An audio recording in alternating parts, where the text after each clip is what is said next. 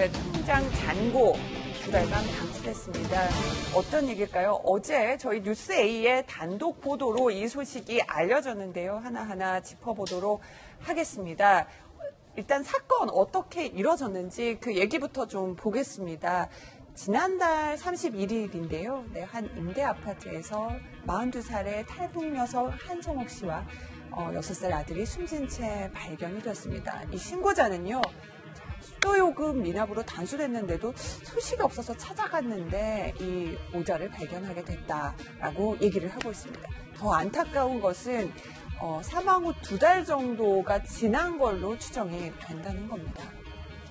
네, 가스요금하고요. 월세 9만 원도 1년 넘게 체납이 됐다고 하고요. 5월 중순에 통장 마지막 잔고가 3,858원이었는데 이걸 빼서 마지막에 남은 돈은 0원. 그리고 이 집에 남아있는 것은 식료품이 고춧가루가 전부였다고 합니다. 허은하 소장님, 네. 그러니까 어떻게 이렇게 2달 동안 몰랐을까 좀 굉장히 좀 안타까웠습니다. 이 소식을 접하고. 네.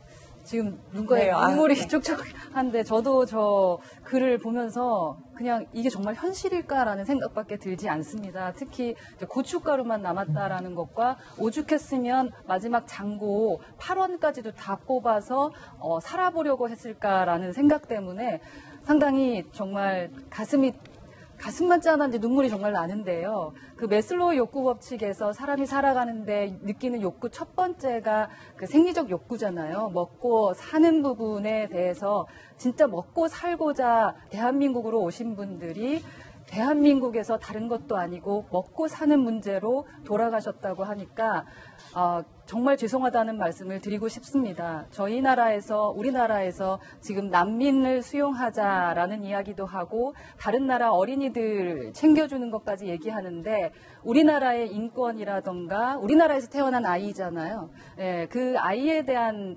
부분을 이렇게 챙기지 못하고 있는데 지금 남을 생각할 때일까라는 생각마저 드는 시점입니다. 진심으로 고인의 명복을 빌고 싶습니다. 네, 지금 저 보도가 좀 엇갈리고 있는데 이 아이가 지금 한국에서 태어났는지 또 저기 다른 나라에서 태어났는지 이 부분은 조금 더 확인이 필요하다고 하네요. 저 관련해서요. 처음에 이 모자를 발견했던 이웃 주민은 이렇게 말을 했습니다. 들어보시죠. 본인 생각으로는 책을 이렇게 문제에서 안 집중하고 있는데 전문을 얘기해보니까 좀 남의 기분이나 다시 보니까 쉽지가 않은 거예요. 냉장고 안에는 물이고 뭐 음료수고 요구르트 하나도 없고 딱 고춧가루 하나밖에 없어.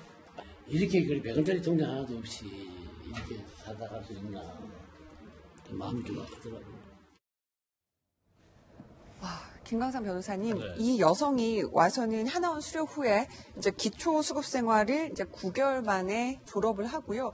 보면은 뭐 운전면허도 따고 제빵사 자격증도 따고 굉장히 한국에 적응하기 위해서 열심히 살았다고 합니다.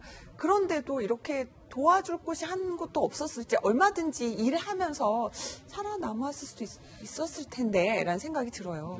그런데 그런 것 같아요. 우리가 뭐 최근에도 여러 가지 생활고 때문에 극단적인 선택하는 경우가 있었잖아요. 그게 대표적인 것이 송파 세모녀 사건인데, 근데 이제까지 굶어 죽어서 사망한 적은 제가 기사를 통해서 아니면 그런 사연을 보지 못한 것 같습니다. 그런데 발견했을 당시에 통장의 잔고가 0이었고 0이었다고 한다면 이것은 쓸 수 있는 돈은 다 빼서 썼다는 거 아니에요. 그리고 집에 쌀 한 톨이 없었다는 거예요.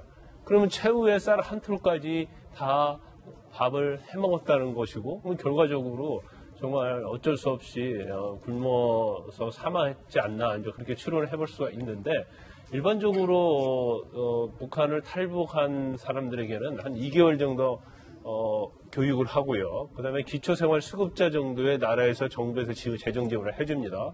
근데 이분 같은 경우는 중국 동포 그 남자분과 결혼을 했는데 9개월 만에 결국은 기초생활수급자 재정 지원을 받지 못했어요. 그 이유가 뭐냐면 남편 되는 분이 창원에 있는 조선소를 다니고 있었는데 네. 그러면 새로 수입이 생기잖아요. 네. 그래서 기초생활수급자가 안 됐다는 거예요. 그래서 다시 그 조선소를 그만두고 다시 또 중국으로 갔다가 다시 왔는데 지금 사실 본인이 뭐 운전면허도 있고 제빵과 관련된 기술 코스도 다 했다고 한다면 그냥 한국에서 일할 수 있으면 얼마든지 일해서 먹고 사는 데는 지장이 없지 않을까 이렇게 생각할 수 있는데 데리고 있는 아이가 굉장히 아팠다고 그래요. 네. 그러니까 아파서 결국은 집에 놔두지 못하고 계속 같이 있는 관계로 일을 하지 못한 것인지 아니면 또 이 내부적으로 집에서 지금 엄마와 아이가 있는데 이제 2명이잖아요. 그러면 누가 먼저 사망을 했는지 그것도 좀 중요할 것 같아요. 네. 그러니까 엄마가 먼저 사망을 했다고 한다면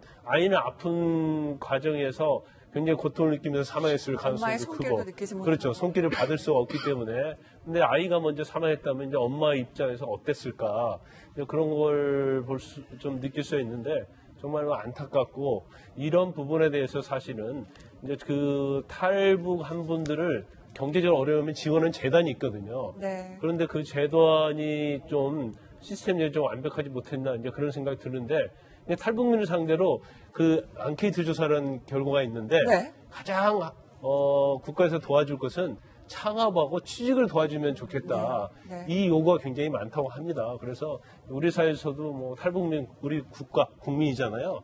그래서 그런 보호하는 그런 제도나 시스템이 좀 더 마련돼야 한다 이렇게 봅니다. 네, 이 사망한 한성욱 씨와 그러니까 하나원에서 함께 그 동기였던 분은 이렇게 얘기를 했습니다. 이어서 들어보시죠.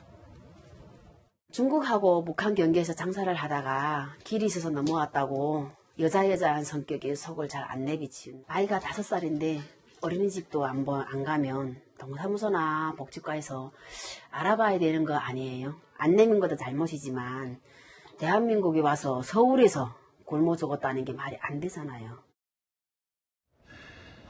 네, 그러니까 알아봤으면 보니까는 이제 그 처음에 아동수당을 받다가 못 받고 이제 양육수당 나오는 10만 원이 전부였다. 근데 조금 동사무소 같은 데 찾아가서 적극적으로 알아봤었으면 아쉬움도 났지만 이렇게 될 때까지 왜 몰랐을까 너무 속상해 하거든요. 그러니까 5살까지는 이 양육수당을 받을 수도 있고요. 어린이집에 보내게 되면 양육수당을 받지 않고 보육수당으로 전환을 네. 하게 됩니다. 그렇기 때문에 보육수당을 받지 않는다는 것은 어린이집에 보내지 않는다는 것이고 거기에 대해서 굉장히 여러 가지 경제적인 어려움이 있으면서 어린이집에 보내지 않는다라고 판단하면 한 번쯤 들여다봐야 되지 않겠느냐라는 얘기를 하고 있는 것 같고요. 양육수당은 이제 얼마 전부터 국회에서 예산이 통과되기 시작하면서부터 받게 되는 거기 때문에 지금은 월 10만 원을 받게 되는 양육수당이 생활할 수 있는 전부다라는 얘기를 하고 있는 상황인 거죠. 얼마 전에 경기도에서 이재명 지사가 이 세금 체납하는 문제 가지고 몇천 원 세금 체납하는 것도 집집마다 찾아가서 확인하겠다라고 하는 뉴스를 본 적이 있는데요. 지방자치단체의 역할이라는 것은 특히 기초자치단체는 우리 주변에 있는 가장 생활이 어려운 사람들을 대상으로 이런 복지 서비스, 찾아가는 복지 서비스를 얼마든지 합니다. 그러니까 특히 탈북민 같은 경우는 특히나 더 관심을 가지고 지켜볼 수밖에 없기 때문에 지방자치단체에서 이런 도움의 손길을 주지 못했다라는 것에 대한 안타까움을 느끼는 경우들이 굉장히 많이 있는 것 같고요. 조금 전에 얘기하고 있었던 게 대한민국 서울에서 굶어 죽었다는 게 말이 되냐라는 얘기를 하게 되는데요. 북한에서는 여전히 이 대한민국에서 꿈과 희망을 찾아 넘어오는 탈북민들을 비난하기 바쁜데 이러한 내용들이 혹시나 북한의 선전용으로 또 활용되는 것은 아닐지에 대한 걱정과 우려까지 제기가 되고 있는 상황이거든요. 대한민국의 현재 탈북민이 98년 이후로 현재 누적된 탈북민이 한 3만이 좀 넘는다 그러는데 이런 탈북민들을 대상으로 우리 국민들이 얘기할 때마다 먼저 온 통일이라고 얘기를 하기도 합니다. 먼저 온 통일에 대해서 이와 같이 안타까운 상황이 나타나도록 아무런 조치를 취하지 못했다는 것은 국민의 한 사람으로서 굉장히 마음이 아프고 반성을 하게 되는 대목이 아닐까 싶습니다. 이 한성욱 씨가요, 그러니까 가장 우리나라에 탈북자 유입이 많았던 2009년에 오셨다고 하고요. 아이가 이제 2012년, 뭐 이후에 한국에서 이제 태어난 것으로 보입니다. 다시 한번 저희가 좀 바로 잡고요.